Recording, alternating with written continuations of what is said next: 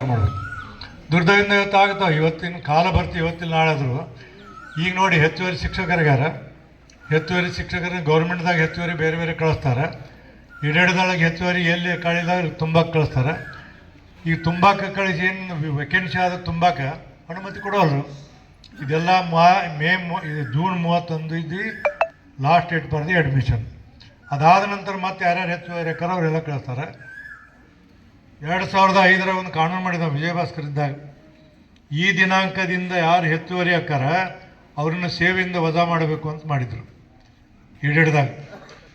ದೈವ ಪುಣ್ಯಕ್ಕೆ ನಾ ಮಂತ್ರಿ ಆದೆ, ಹಿಂದೆ ತಗೊಂಡೆ.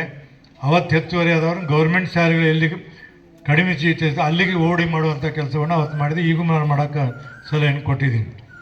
ಈಗ ನೋಡಿ ನೀವು ಪೇಪರ್ದಾಗ ಸ್ಪೆಷಲ್ ಟೀಚರ್ ಅಂತಿದ್ದಾರೆ, ಸಂಗೀತ, ಕ್ರಾಫ್ಟ್, ಡ್ರಾಯಿಂಗ್, PE ಇವರೆಲ್ಲ ಇರ್ತಾರೆ.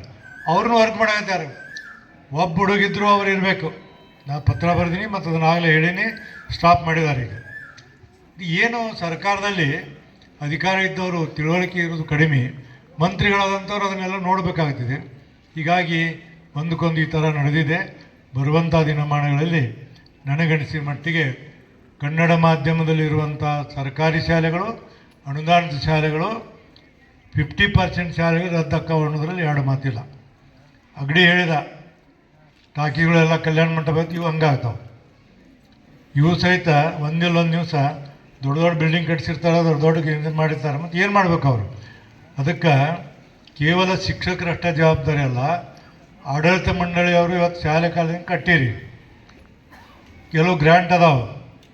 ಗ್ರ್ಯಾಂಟ್ ಇದ್ದಾಗ ನೀವು ಶಾಲೆಗಳನ್ನು ಸಹಜವಾಗಿ ಮುಚ್ಚಿ ಕಲ್ಯಾಣ ಮಂಟಪ ಮಾಡೋಕ್ಕೆ ಸರ್ಕಾರ ಅನುಮತಿ ಕೊಡೋಂಗಿಲ್ಲ. ಆ ಇನ್ಸ್ಟಿಟ್ಯೂಷನ್ನ ಸರ್ಕಾರ ತಗೊಳ್ಳುವಂಥ ಒಂದು ಕಾಯ್ದೆ ಮಾಡಕತ್ತಾರೆ. ಸರ್ಕಾರ ಕಾಯ್ದೆ ಮಾಡಿ ಯಾಕಂದ್ರೆ ನಾವು ಅನುದಾನ ಕೊಟ್ಟು ಇಲ್ಲಿವರೆಗೆ ಶಾಲೆಗಳು ನಮ್ಮ ಇದ್ರ ನಡೆದಾವ, ನಿಮ್ಮ ಅಧಿಕಾರ ಇಲ್ಲ ಅನ್ನುವಂಥ ಇದಕ್ಕೆ ಇವತ್ತು ನಡೆದಿದೆಯಲ್ಲ, ಚರ್ಚೆ ನಡೆದಿದೆ. ಈ ಹಿನ್ನೆಲೆಯಲ್ಲಿ ನಾನೇ ಹೆಚ್ಚಿಗೆ ಹೇಳೋದಲ್ಲ. ದಯಮಾಡಿ